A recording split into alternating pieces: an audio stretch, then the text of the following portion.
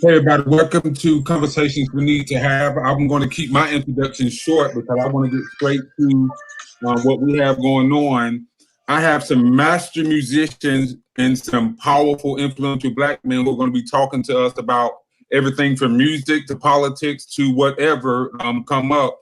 Like I say, we're just going to catch a vibe. So I'm going to start with Mr. Botts. I'm going to let them introduce themselves so I don't do them an injustice for my introduction. We'll start with Davion. D. Botts, Houston, Texas. Producer, musician, father, all that there. What up? Okay. Mr. Powell. Doobie Powell here. I'm a musician, producer, singer, songwriter, father, minister. That's about it. Okay. How y'all doing? Kenny Pratt, musician, producer, arranger, composer, father, husband, minister as well. I give a couple of Easter speeches every now and again. Hey, short, straight to the point, man. Okay. I see Mr. Jackson. Yo, this is Raymond Darius Jackson, Perry, Georgia, I guess by way of Panama City, Florida. And musician, producer, the like. Just glad to be on with you fellas tonight. Okay, and we got one more musician who's going to jump on as soon as he gets situated with his technical difficulty. I don't know. I think somebody had their computer something turned up. Okay, yeah, turn the monitors down a little bit. But how's everybody going? I must say I'm honored, man, to have y'all guys on, like, for real. I mean, all of you guys are like people that I've looked up to for a while. And I know Darius, I just met you a few years ago, but you are a monster. Like, all of you guys are, I mean, phenomenal musicians. But the reason why I wanted to do this is because a lot of times people get to hear musicians, but people rarely listen to musicians. Like, they hear your gift, they hear you play and do your things on your instruments, but they rarely get to hear you all's thoughts about things. And yet, from my experience, creators are very unique in how they think about things. So I thought it would be interesting to get this group together. And I want to shout out to my bro Paris Bowen and my bro Greg Johnson. They were supposed to be on. They had some stuff going on. So I definitely, I just want to start out by asking you guys, like, who are some of your musical influences? And we'll start with Mr. Jackson. Oh man. I ain't got time. So if you look at it from a local perspective, I got to start with what we call home training. I actually started out taking classical lessons at the age of 5. My parents thought it was like absolutely imperative that I not only did what I did but knew what I was doing. So that was a blessing. But I was influenced, about a lot of different local guys as I, grew and got older. When I got to Tallahassee, Florida, heavily influenced by Joseph Stallworth, who was originally from Panama City, but now in Huntsville, Alabama, major on like the jazz circuit, things of that nature. Chris Lowe, when I got to Tallahassee, Jameson Ross.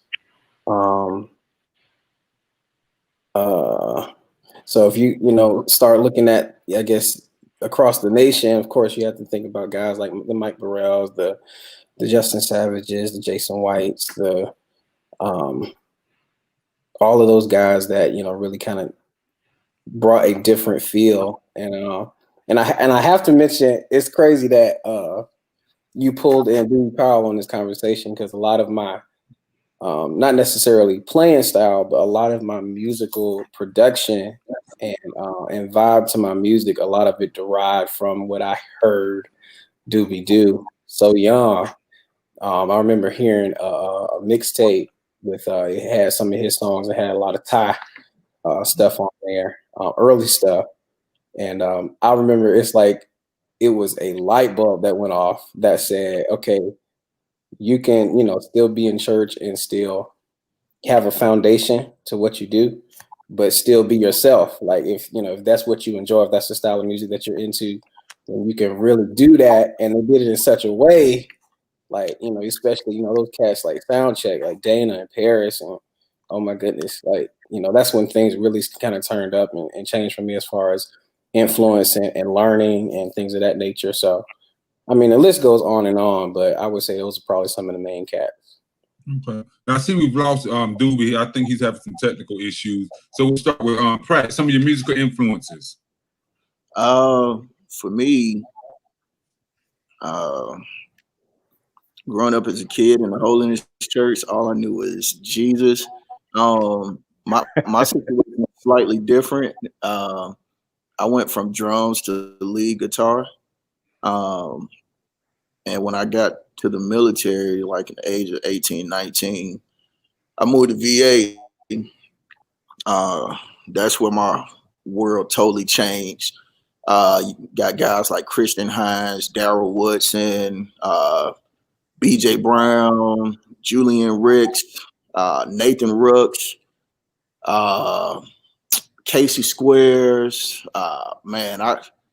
These guys, Brian Sauls, man, like the list of musicians from VA that really touched my heart and inspired me is crazy. James Copeland, even though he's a make it night now, but James is originally from VA. Andre Jones, like literally, I could talk about cats all day from up there. And I'm in the same boat with Raymond, man. For me, Kevin Powell, like he changed that "Drop Me Out the Sky" video. That changed like my approach to how organ is, you know, touch the organ. Of course, you got, like I say, the Mike Burrells, the Jason White, the David Jacksons, the Jason Tyson, you know, the household names, household favorites, you know, the Aaron Lenses, all these guys, man.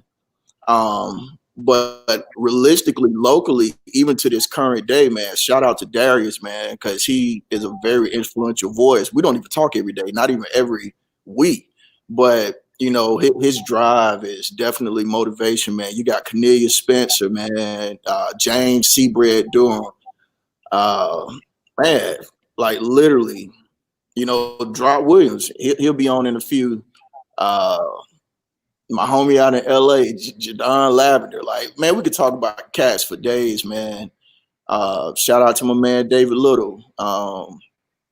It's a lot of people like that I respect, and they literally have touched my life in some way, shape, form, or fashion musically. The Chris Lowe, the Tallahassee crew, the Mitchell Clarks. Shout out to my man Jerry Mack down there in Tifton, man. Like, so many dope cats. Glenn Dollison, Joey Roberts. Like, these guys are savages out here. And I'm getting up in age or whatever, but we still making a little noise, kicking on the rocks.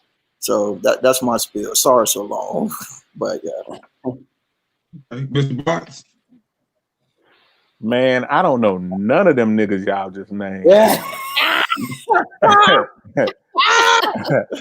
I didn't grow up playing in the church or doing the conventions.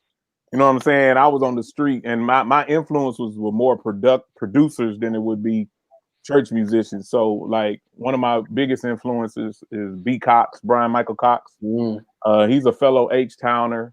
I patterned a lot of my early production behind him. of course, Dark Child, Kanye, Dre.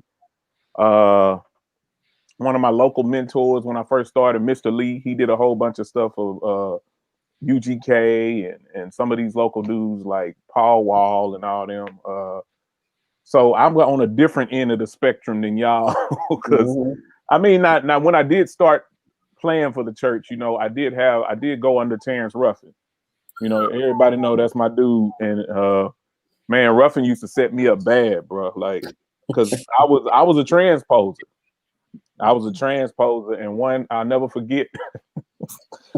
He said, "Man, this dude put me on organ in the middle of a convention, and he just walked off." And I'm just like, you know, where you going? So he would be the only I'd say churchy musician influence I probably had. But yeah, that's I was on a different end, you know what I'm saying? I was on more on the production than I was in the church playing. So yeah, and Pratt has set me up like that before too, leaving me on organ. Oh, come on, G. Don't even say that loud like that, man.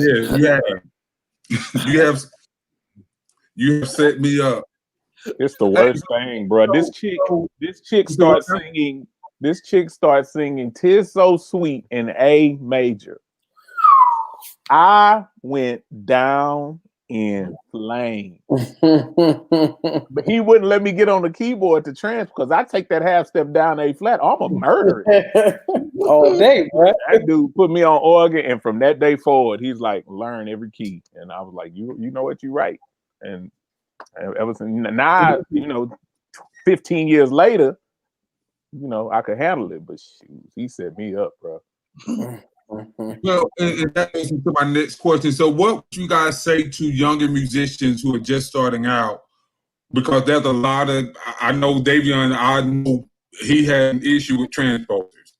So what do you guys say to guys who are just starting out that hit that button? And I must confess, you put you 7 in G, you're gonna see me slide off the organ. And look, I'm just telling you, that's where I am. So what do you guys say to musicians who are coming up, who they know all the fat chords, all of the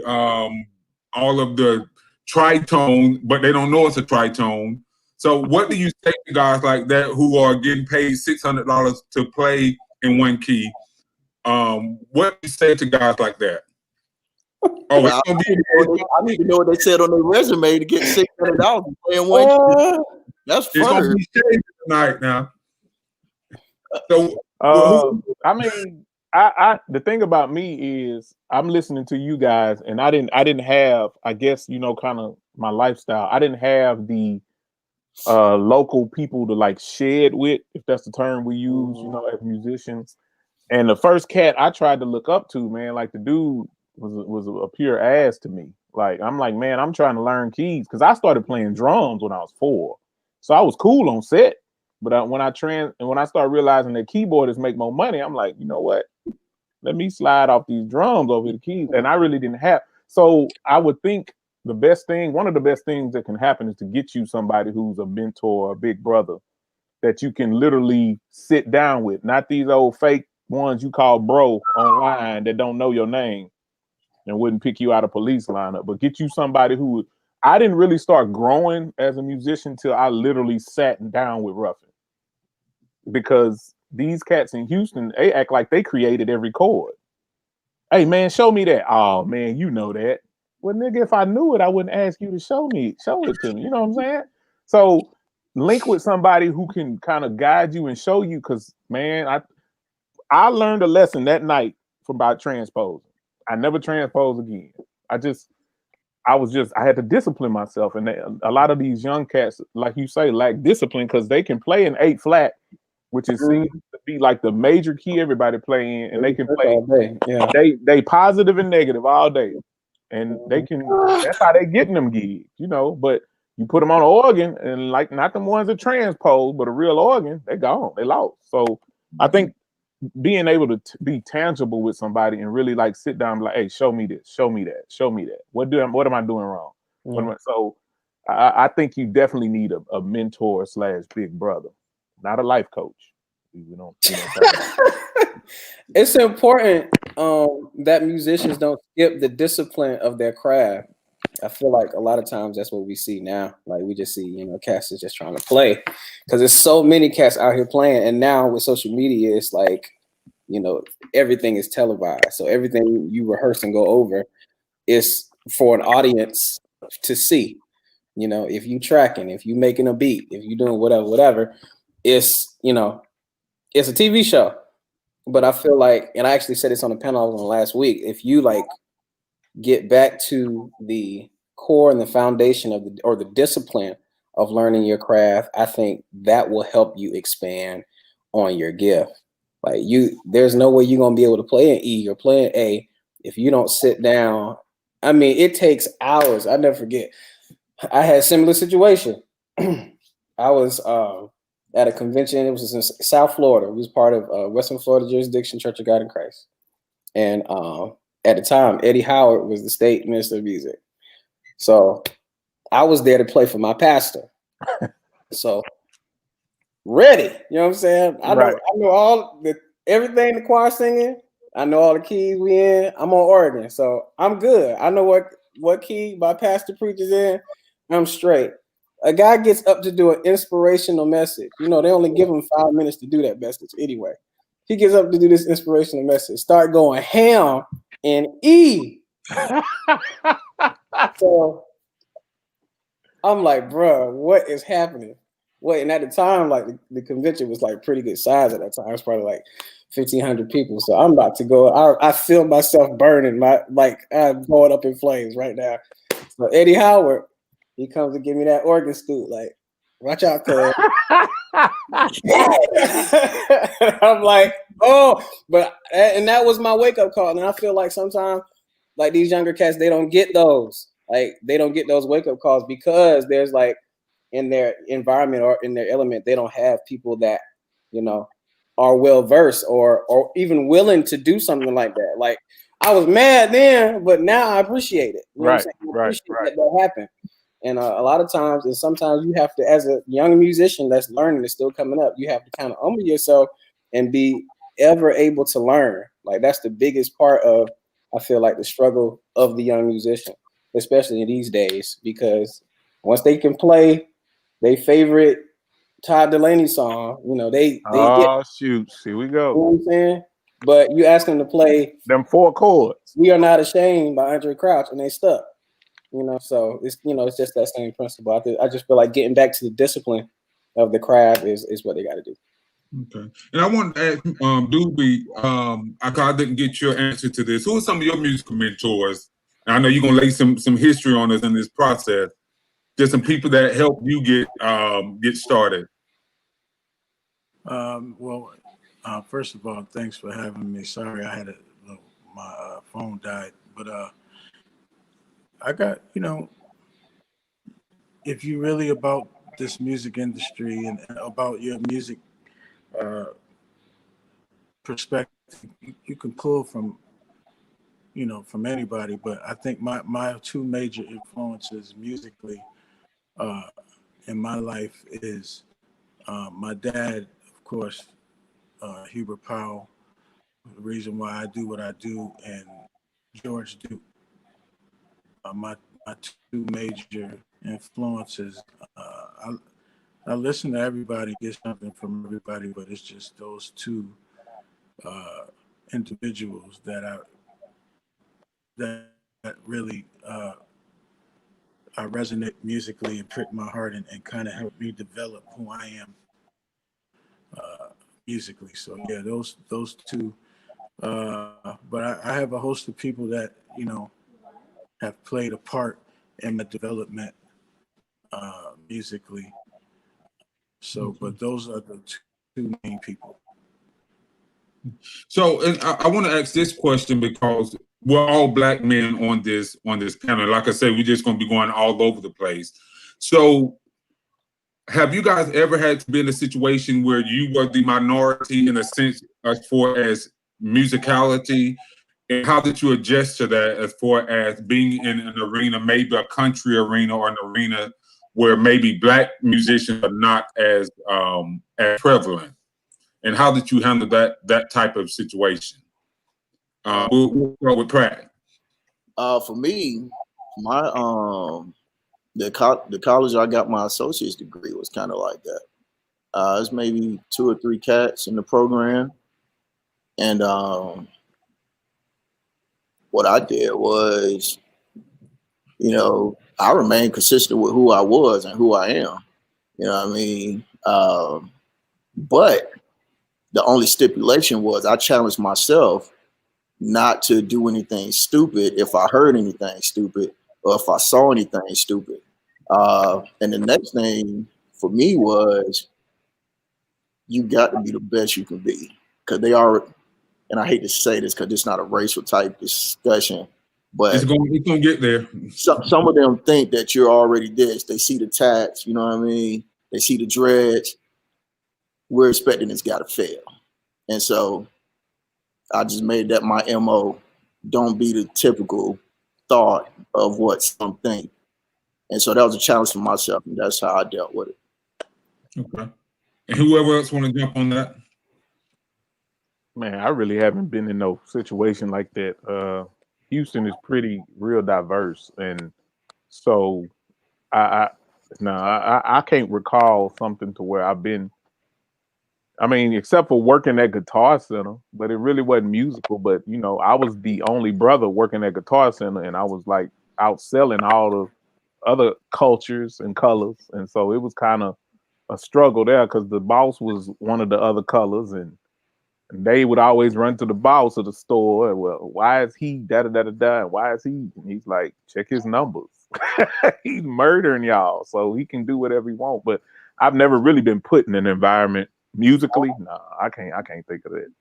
Okay. Yeah, I've been in that situation a couple times. I remember, for one, when I was in college, I guess similar story to Pratt's. I actually was a choral music ed major, and I was a vocal emphasis, and so you had to participate in like what they call the university singers. I went to Florida State in Tallahassee, and so we were the minority, and basically all kind of anything that I guess separated you culturally, you kind of had to leave it at the door.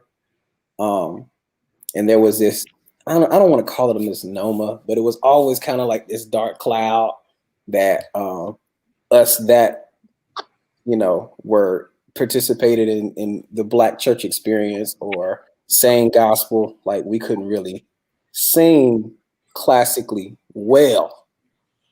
And so it was always this fight to kind of make sure, we didn't stand out or we didn't stick out, or if we did, it was in a positive light.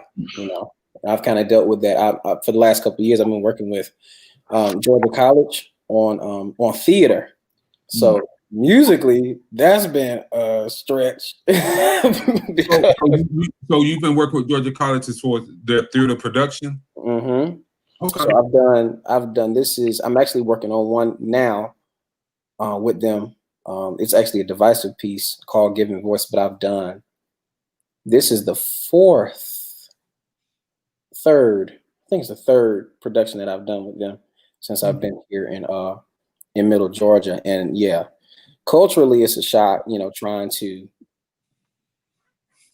make it make sense for them and you know what I'm saying? Because of course the background that we're coming from is definitely not the same. So musically it's been a push because I've had to go back and study. I've had to go back and re-theorize myself and get back into the frame of, reading and getting back into the frame of, being able to stick to the script and all that kind of stuff. So, that's Eric talking about should have gone to FAMU.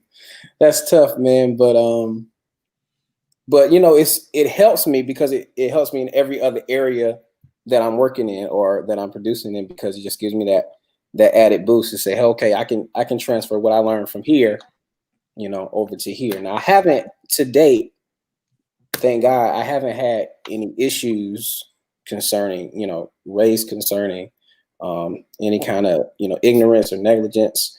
So I thank God for that. My experience has been great so far, but that's probably one of the main experiences I've had in the last few years. But I mean, And I want to wait for Pratt, and I think Doobie's having some technical issues, and I think Drop is trying to get situated. But I'm trying to Pratt eating, man. Pratt trying to get his that grub joker, on. hey, it is what it is. So That nigga turned his camera off and muted that joint, so we don't hear him chew him or see it. yeah, So that's fighting.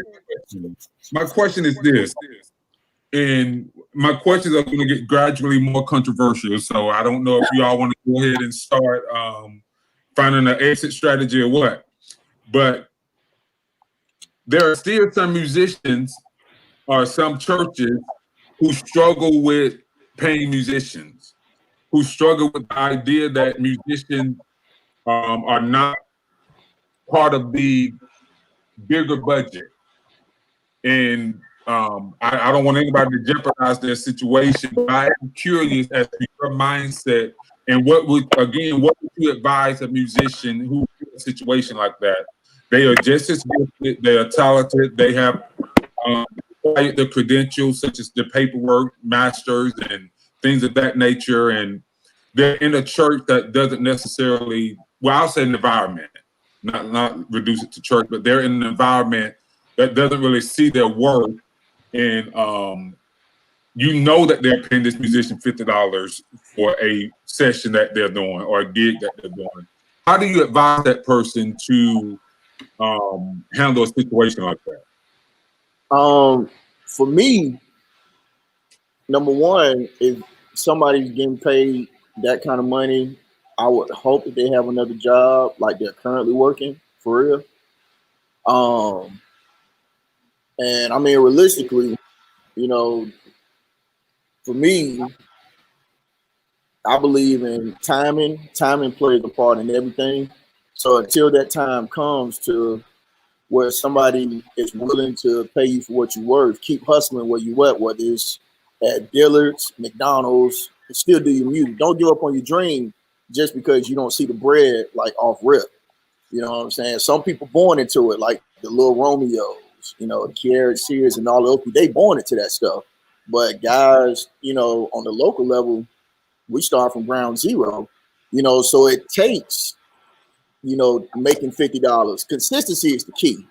You know what I mean? So if you can remain consistent, and I know this is not like a biblical type discussion, but if you can remain faithful over a few, you know what I mean, God will make you a ruler over many, whether it's the many people, many pennies, because pennies add up to millions. You cannot have $1 million without one penny. So I'll just say for that person, keep hustling, don't give up, keep your eye on the prize. That's whether you single, married, it don't matter. I mean, because at the end of the day, you still got to work to take care of what you need. I want to hear from Doobie. Now, do I say Doobie, Apostle Power, or Bishop HD Power? I don't, you know. Doobie is fine. Can you hear me? Yes, sir. Yes, sir. So what do you advise musicians like that? Because I also want to add to this question for you, because I know that you've had a lot of opportunities. You even talked about it in some of your music about how you've had the opportunity to do a lot of mainstream music with the industry, but you sort of declined those offers, which would have been lucrative for you. So I'm curious as to what led you down that path, and what would you say to a musician who's torn in between a situation like that? Well, you know, in the earlier days, and when you were in church, when I was young, those things was frowned upon and forbidden.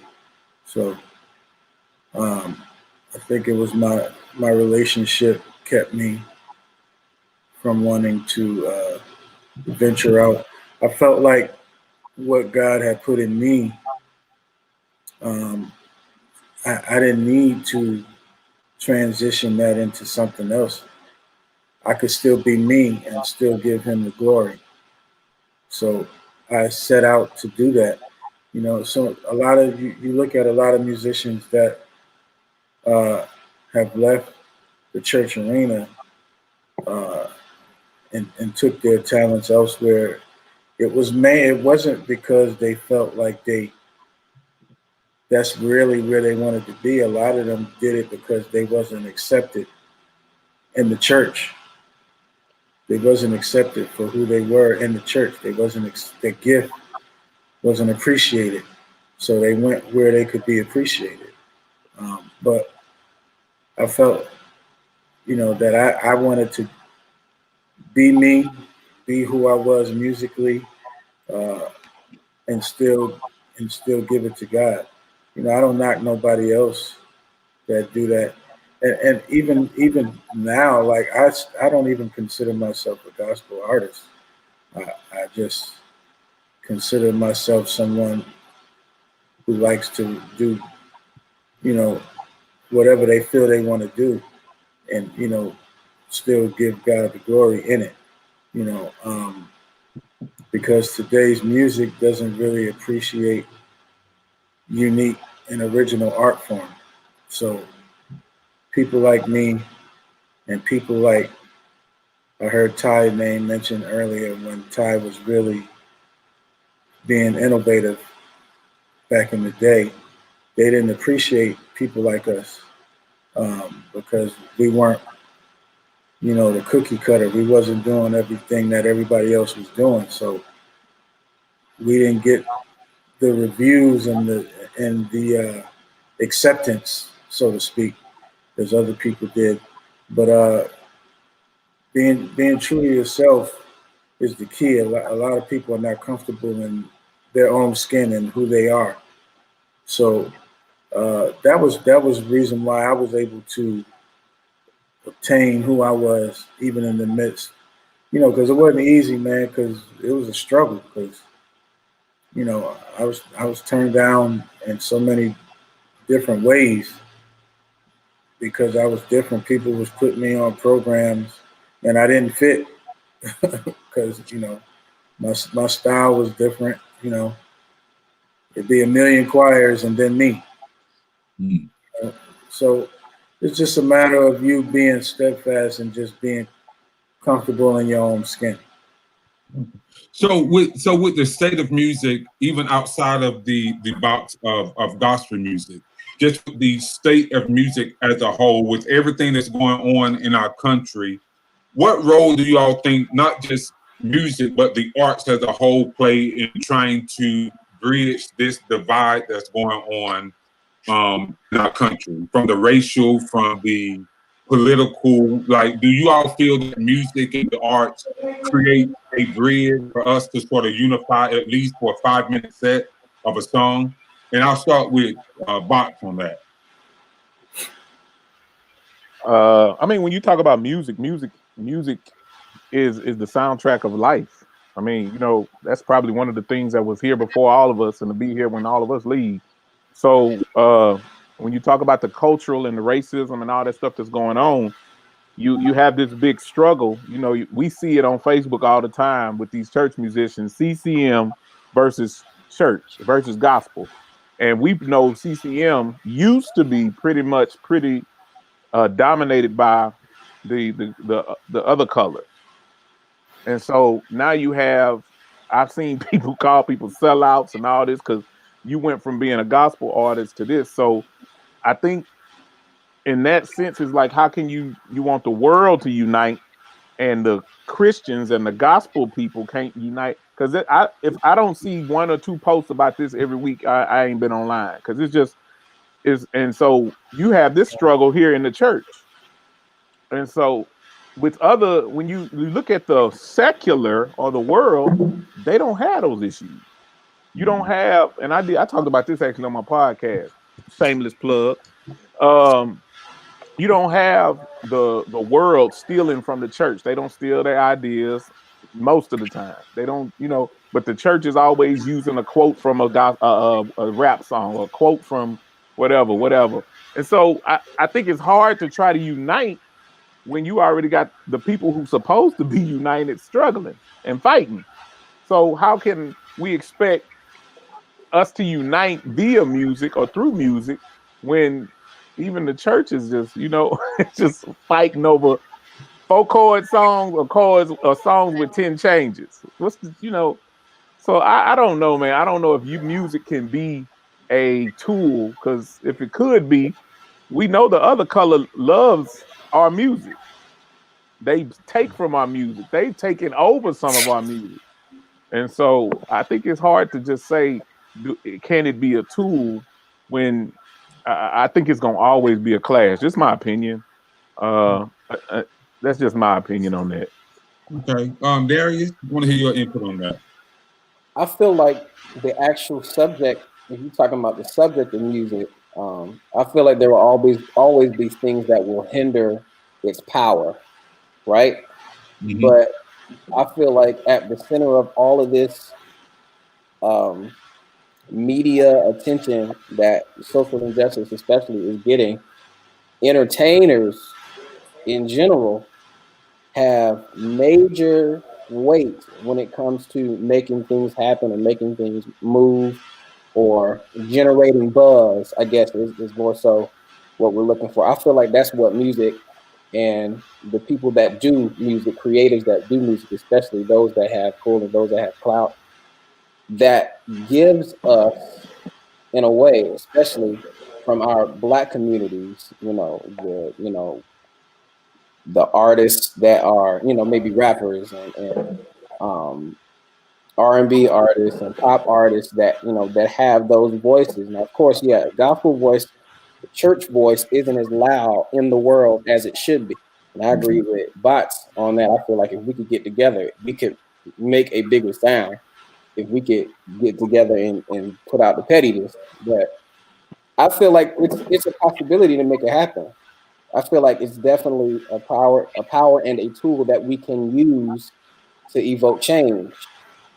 Everybody is tied together through music. It's Right. universal. Everybody. And I feel like if we can get together on it, then that is something we can definitely use as a tool to evoke change, for sure. So I guess now I want to shift into a more a social issue. As Black men, very accomplished musicians, do you all still deal with the fear of being Black men in America? Absolutely. For me, in the neighborhood that me and Darius live in, bro, yeah, every day.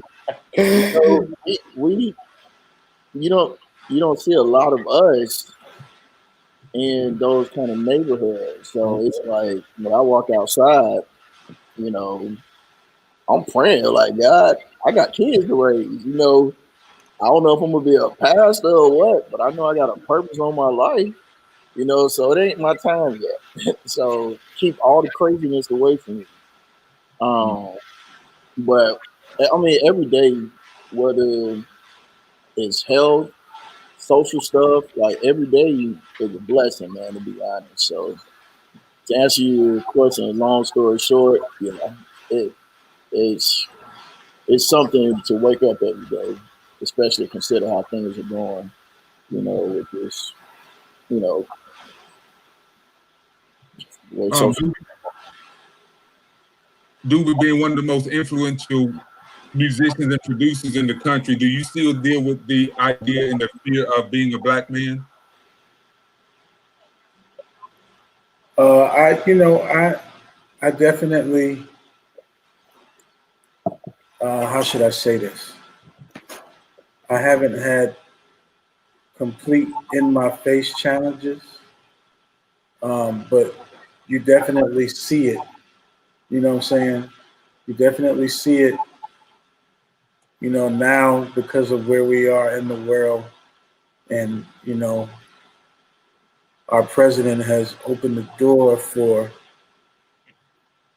racism and everything was already there. But now he's opened the door for it to just be completely right in your face. And, you know what I'm saying? So I haven't had it, completely like some people, but it only take one instance. I don't care where you live. You can be in the suburbs. You can live in a mansion. You know what I'm saying? It only take one situation for you to come across just because of your color. So, the dynamic of your, where you live ain't the issue no more. That used to be. It used to be the issue because I grew up I had my hood time. I grew up in the hood, and then when my dad became pastor, things got better, and we moved to the suburbs, and so I didn't experience some of what I experienced in the hood once I got in the suburbs, but because it wasn't completely in your face at that time. But I don't think until we all, not just some people over here, some people in this part of the world, some people over here, until we all come together and face it together, this thing ain't gonna never change. It's never gonna change until we all set aside and just say, listen, we're gonna stop everything. Because you got people worried about they ends, you got people worried about, you know, their financial state, even like we look at the NBA, and I'm gonna watch tonight, but Mhm. you know what I'm saying? But even if we look at what that impact could have really did for us as a people, if all these black cats would have said, I'm not playing, not just for a game, not just for a few games. Mhm. If they would have just said, bump it, we not playing no more till y'all decide to make some changes. You know, all the Caucasian owners and people that's making money off of us would have been forced to make some real decisions. Because, And not to cut you off, but that goes to another thing because I don't think African Americans understand that we are the driving force for the economy here in the United States. period. And Period. if like you just said, I was talking to someone else about this. There's a book called $40 Million Slave that talks about this. If all of the athletes, African American athletes in the NFL were to get together and say, you know what, let's start our own league. Cause what's the white boy name? Tony Romo got to have somebody to throw the football to. Right? Yeah. It doesn't exist. If you don't have a wide receiver to throw the football to, I mean, if all of the African American basketball players say, okay, you know what, we're gonna pool our money together and start our own league. So I think, like you said, Doobie, I think we understand that the power that we hold, not just musically, but financially. And if Right. we ever get that mindset, like to really understand, we really can own this. Like even with Deion Sanders, going to Jackson State, I think that was a great move. Like, and I think that opened up the door for a lot of other high profile names to go to HBCUs because HBCUs have some of the best talent. They just don't get the publicity because they don't have a high profile name. So I think that's a very big issue. Darius, you want to say something? Oh no, I mean, like, as far as being, I know you had addressed the question about still feeling, I guess being nervous about being a black man in the country. Absolutely, yeah. I mean, that's still real.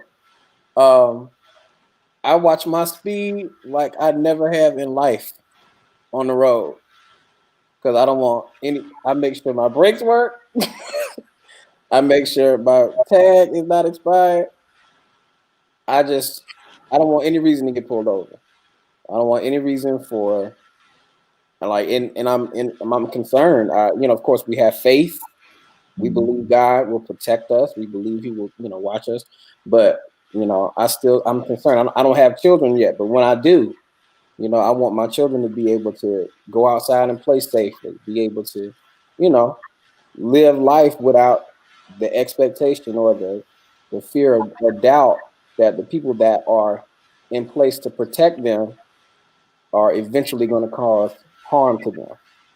And so, Anybody sitting at a keyboard? Nobody. Do you at a board? Huh? Are you sitting at a keyboard? It ain't on, but yeah. Oh, we're gonna keep talking. We're gonna keep talking till you turn it on. But yeah. So I think, man, I think as musicians, I think that there's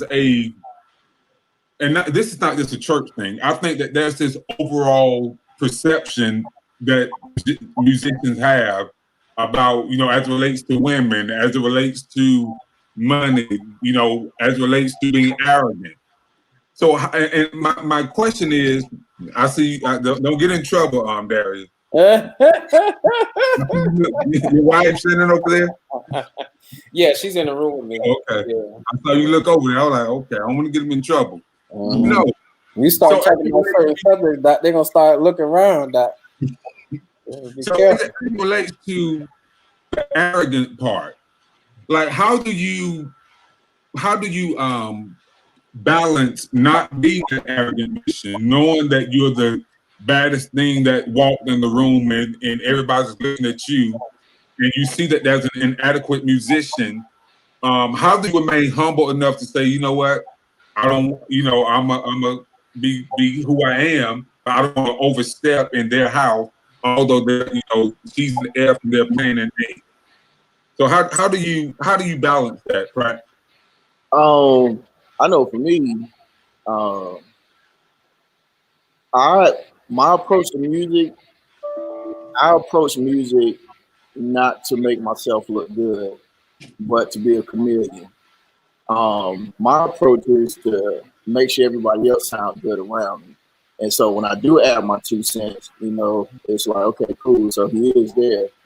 But for me, it's not a hard thing to be humble, because at the end of the day, everybody sucked at one point in time. Everybody sucked. Everybody transposed at one point in time in their life. So it sucks to have people, that kind of frown on musicians that don't have it. But like I say, my approach to it is, if the worship leader up singing a song and the musician don't know it, I'll ask him if you know it. Then my next question is, do you know the numbers? I'll feed you the numbers, and if you just want me to play it, then I'll play it. But before I be a problem, I try to be an assistance.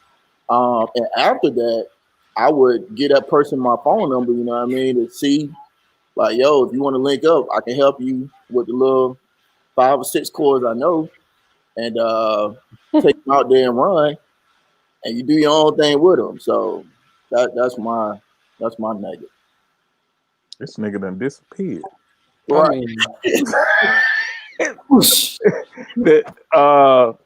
Hell, I done forgot the question. Laughing at him disappearing. What was the question? Oh, being arrogant. Yeah, being arrogant. Being with guys that don't play on the level as you.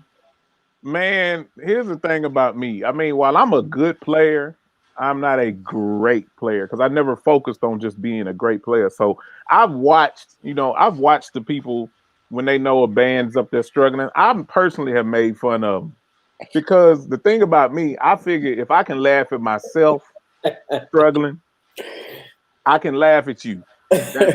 That's just my take, because you may have been at that convention and I went down in flames, and hey, if I don't went down in flames, I'm not gonna complain, make excuses. Hey, I went down in flames. Right. Today's musicians, and not just church musicians, they are so sensitive. I mean, they just sensitive. I've never seen, and I didn't grow up in the church musician clique, so I grew up around some hood niggas.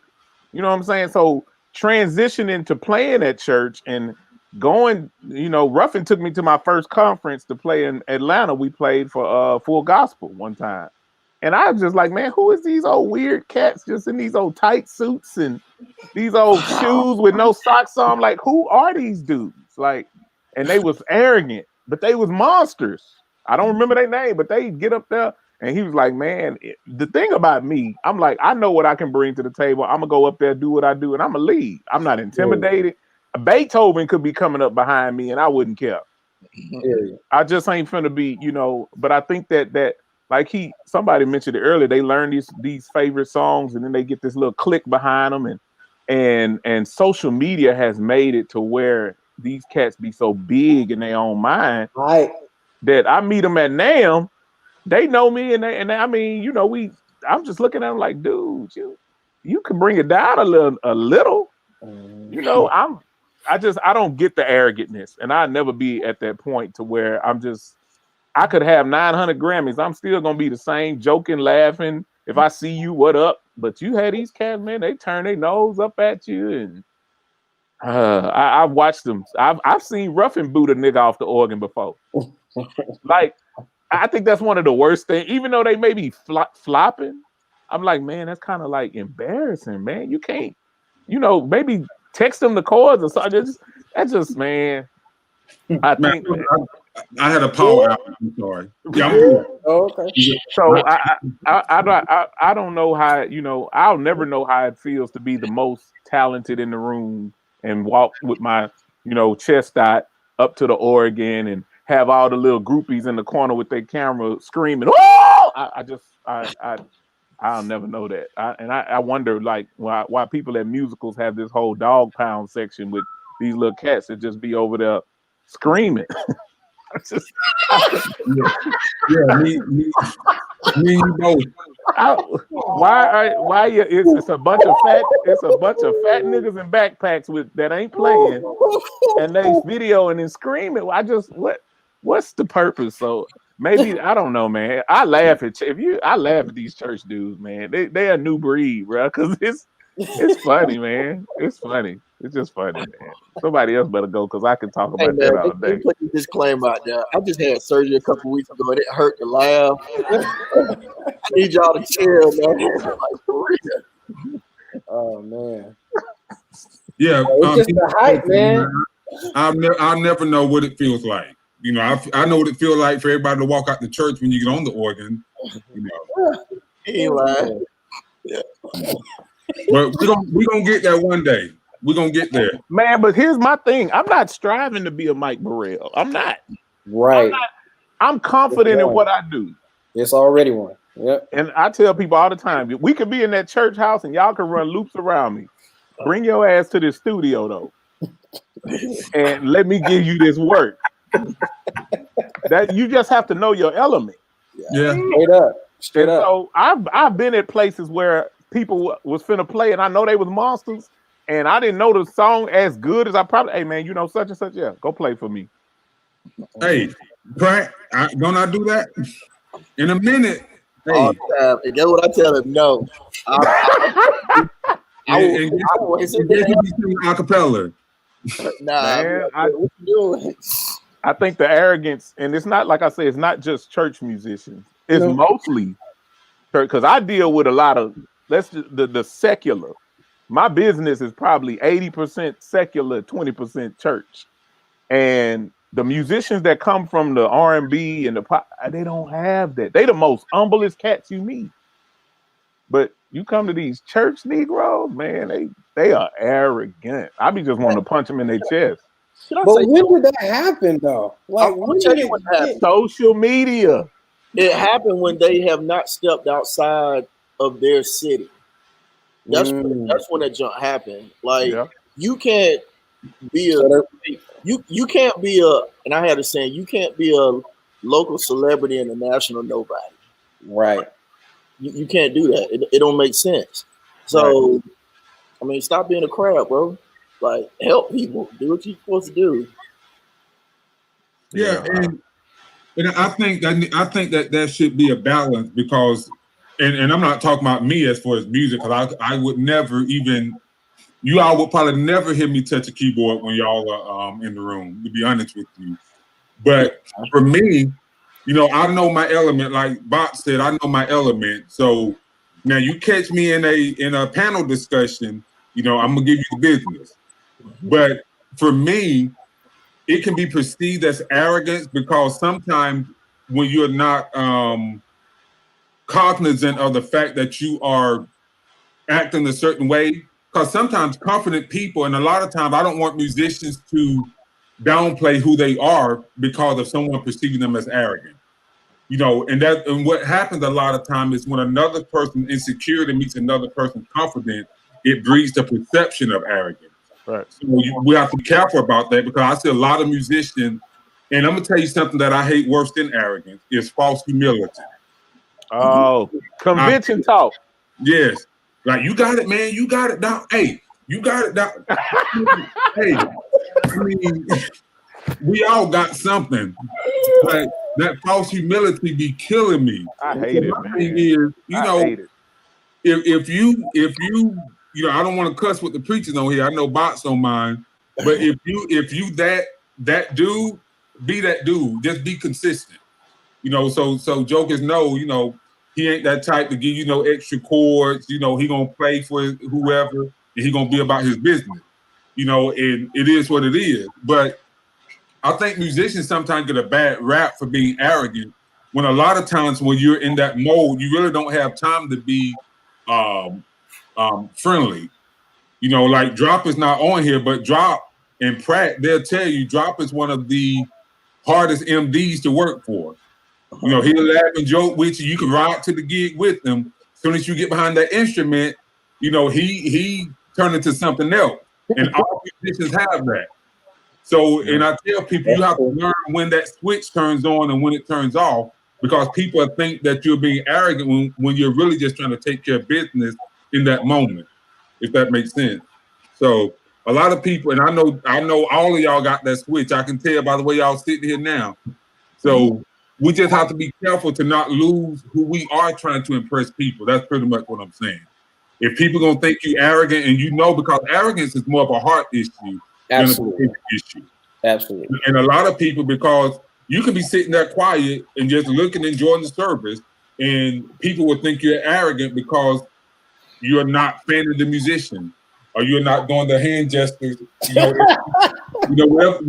I don't know, whatever that is. You know, to the musician, and they'll think you arrogant. So Placer niggas, them old placer niggas.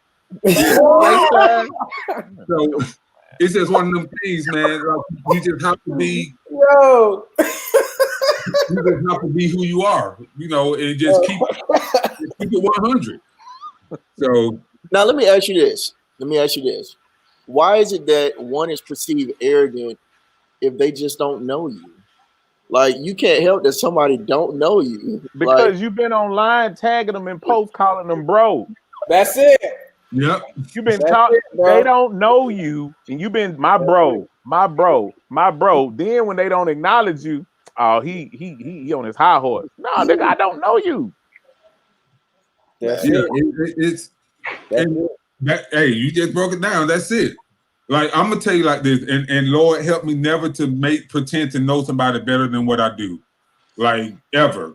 You know, if I know you, I know you. If I see Doobie, I'm gonna walk up to him, fist bump. But I mean, I appreciate and respect what he do, you know, and I'm gonna let him know that, but I'm not gonna pretend to know anybody better than what I do. And I think a lot of young musicians, they get in their feelings because you at an AIM convention, or you at GMWA, and you walk up to one of your internet sensations and they look at you like, you know, who are you? So like you said, you're on the internet calling them bro, but they not, you know, they're not doing this to you. So you just, you know, I don't know. But it's a certain way. Like, since you mentioned Doobie probably don't know me from Adam. But me and Kevin real cool. And I think it was this year now. Every time I see Doobie, it's only a now. And I've been standing next to his brother. And you know, there's a way you can acknowledge people to let them know, like, what's up. And every time I've seen him, he like, what's up? You know, it's just, but you have these, and I ain't gonna call no names because I could be all night, but you have these, you could be standing right next to them. You got to move to get by them, and they just, you know, looking at you like, you excuse you. You know what I'm saying? You have these church musician divas. And you only find this in the black church, because the white folk don't care. They just don't. But it's just, yeah, they stand up to play the keyboard to it, you know. But and I, man, who broomed and fell? What was that? Sorry, my kids. So I want to get Doobie in on what because we rambling right now, Doobie. What's your thoughts on what we've said thus far? Far as the I don't know, for as whatever sticks out, because we done said a whole lot. And I hope you about to chastise us for no, man. Everything y'all been saying is real talk, man. Like, I think part of the problem or the issue is a lot of these cats don't have proper upbringing There you go. because being humble is not something uh, that you go purchase. Like it's put in you. You know what I'm saying? And my dad raised me like that. He raised me with that mindset. I give everybody love. I don't care who it is, because you never know who you're gonna need one day. Right. You never know who's gonna be the one to help you out of your situation. So, because people know who I am. I'm always on that mindset of you gotta be alert, because you don't wherever I am, people come up to me. I can't be one way in this moment and another way in this moment. You gotta really be who you say you are. It needs to show. You know what I'm saying? People need to be able to see that even if they don't know you, they need to be able to see, like, man, that dude is genuine. That cat, he he made me feel a certain way, and it wasn't bad. You know what I'm saying? Some people you wish you never Bam. made acquaintance, Yep. because of how they perceive. But if you really get to know them, you'd be like, yo, this dude is mad cool. But sometimes the persona people give off, because they don't understand their personality, or personality in the sense of who they are publicly. Who they are. Whether it be an internet sensation, or or even these gospel artists today really grinds my gears. Uh-oh. let's talk about it. That's a whole nother subject. Oh but no, we got to talk about it because I'm curious, and I'm trying to behave. If y'all can, I'm really trying to behave myself. Go. Let it out. Go for it. Because you have some gospel artists who lack the I don't know, the tools. There's some gospel artists are only gospel artists because they couldn't be an artist in any other genre of music. And so you deal with more arrogance from and I'm not shading anybody, but you deal with a lot of arrogance from, like Doobie said, like Bach said, from gospel artists, like just outright. And a friend of mine made this make sense to me. Gospel music literally makes up 1% of music. The genre of gospel music is like literally like 1%. And so you have some gospel artists who lack the humility, to simply say thank you. And it's like this whole diva mindset that they have, where you just have to, and me personally, I honestly don't care who you are. If you rude, to me, then I'm gonna match your energy. And that's just what it's gonna be. It can be Bishop, it can be TD Jakes, it can be whoever. My energy gonna match your energy, because at the end of the day, it is what it is. So my thing is, how do you guys balance as musicians when you have to accompany someone who is blatantly disrespectful? You know how we see the YouTube viral videos of different artists saying you need to go to YouTube and learn those chords, or they are publicly humiliating musicians. Like, how do you guys feel about that as it relates from a musician's perspective? What goes through your mind when you see preachers who's hooping and they're anointed, but they're asking for another organist in the middle of their runs and all of that? How do you guys handle that? We'll go with Darius first. Yeah. I don't feel like. Well, I guess I'm chill. I don't feel like it's nothing to necessarily handle. Like, I mean, I guess the situation varies. Like, if I'm in a service and I'm backing up the preacher, and just say, since we're talking about preachers, and the preacher's not pleased with how I'm playing, and he's requesting another organist, I will happily get up, remove myself, and let somebody else take over. That don't bother me. I don't lose any value by moving and transitioning elsewhere. Same thing when it comes to, like, I actually had a friend to get bashed publicly by one of the musicians we all look up to. And people we know are on this guy's comments, like, man, he wrong for, like, talking about my friend, talking about my homie, talking about he wrong for that.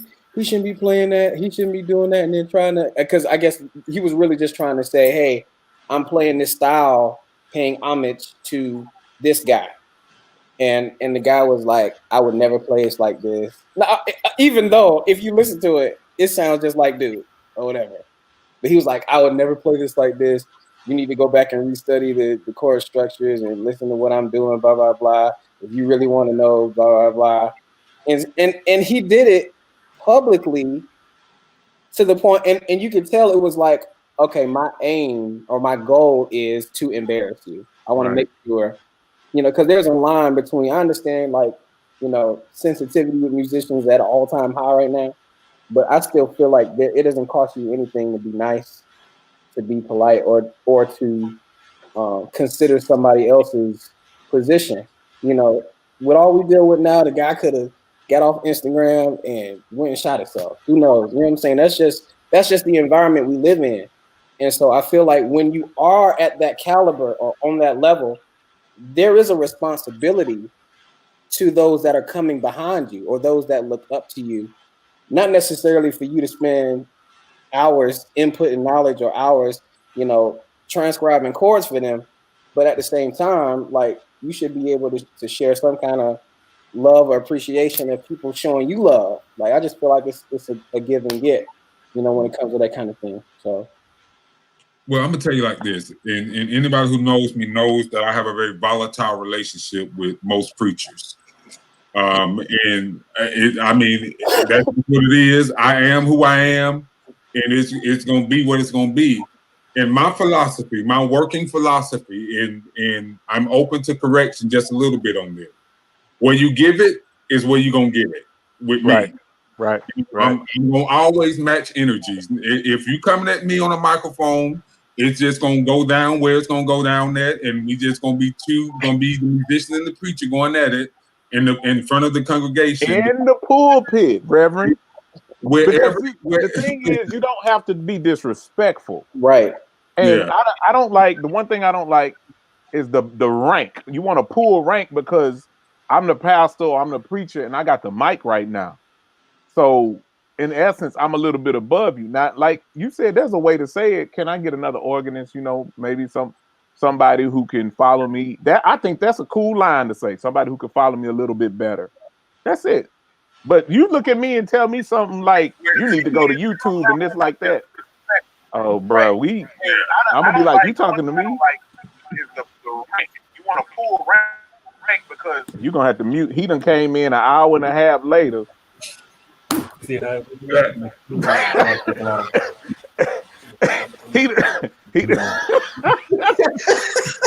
We've been on here for an hour and 11 minutes. He's been on here a total of 2 minutes. Drop, you all right? You gonna say something? That brother has a Teddy Riley issue.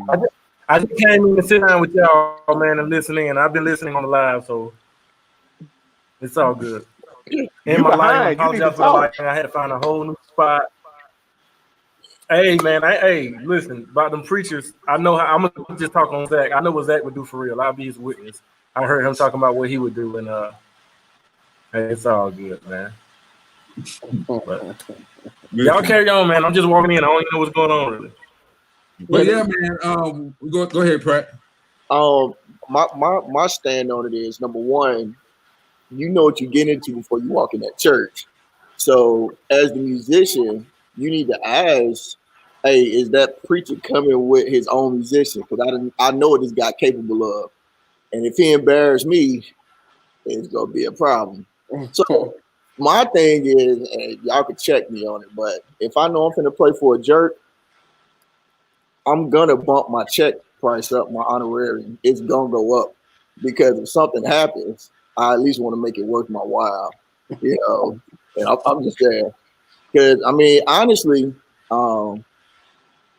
there is one particular preacher. I mean, we watch him like trash musicians for real. But the experience that I had with him was pleasant. Like, I mean, it's just real. I ain't got nothing bad to say about the dude, but I mean, you run into those things. So if I was a musician about to get set up for the okie doke, I would definitely ask a lot of questions prior to that moment. And I'll be real honest with y'all. I was in South Georgia one time at this church, and the guy heard me play. He was like, "Ooh, can you stay on?" Bro got up and sung a song I did not know. And he looked over at me. I pulled some M&Ms out my pocket and started eating. Like, what you want me to do, bro? Like, nah, that ain't happening. You ain't finna get it. Both of us ain't finna sound bad. I would let you sound good, and I sit there quiet. Versus, and then I got my homeboy looking at me like, "Yo, bro, you ain't gonna play nothing." I said, "I don't know the song. I ain't finna say it, bro. I'm not finna get embarrassed." I value my integrity. So I'm about to do something spontaneous here, and I'm gonna start with Bots, then Darius, then Drop, then Doobie, then Pratt. I'm gonna say a name. You say the first thing come to mind. Wow. Hey, that's a setup, man. That is What, man? Hey, go ahead, brother. Okay.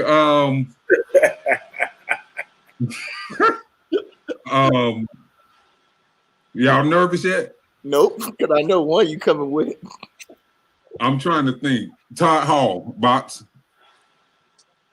I don't have a lot of experience or history with him, so I really can't even answer that.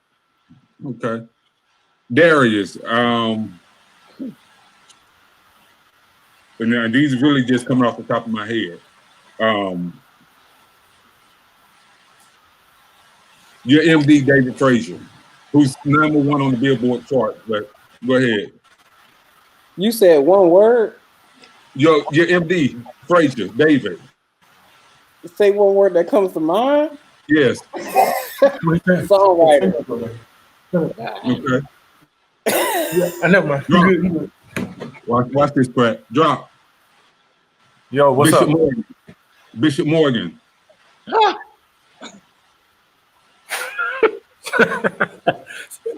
Shout about it. Okay. Doobie. PJ Morton. Smooth. Pratt. Woo. Let me see. Brian Cohen.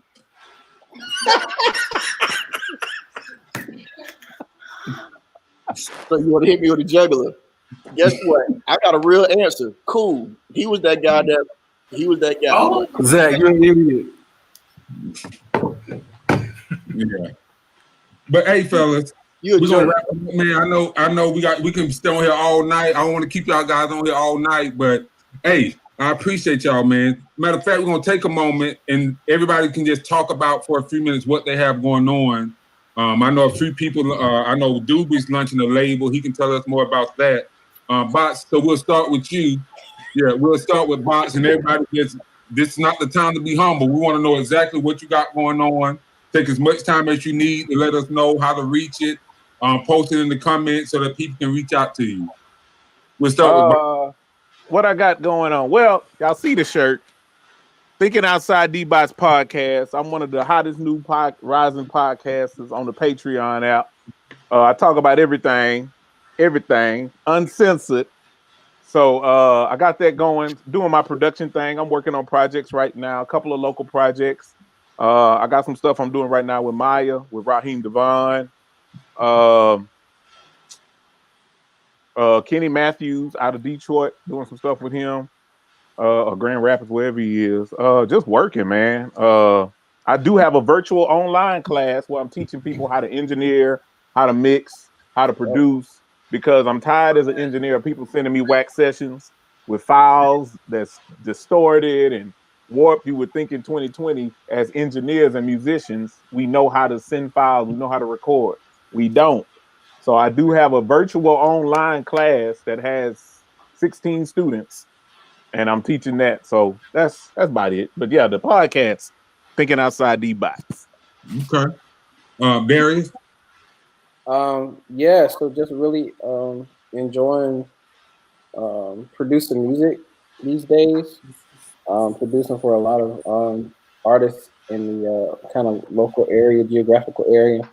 Working with Jennifer John, working with Timothy Boone, Elijah Bell, Martez Gerard, some others. Just glad to be able to still be working during COVID. I've got 2 EPs out, and I want Doobie to hear them so he can sign me to his new label. And the EPs are. I released the first EP on my 30th birthday. It's called 30. I released the second EP on my 31st birthday. It's called 31. So check those out if you are gospel music lovers of the alternative fashion. It's not necessarily music for church, but it is some good ride music, I think so. But yeah, man, just trying to maintain and keep it going.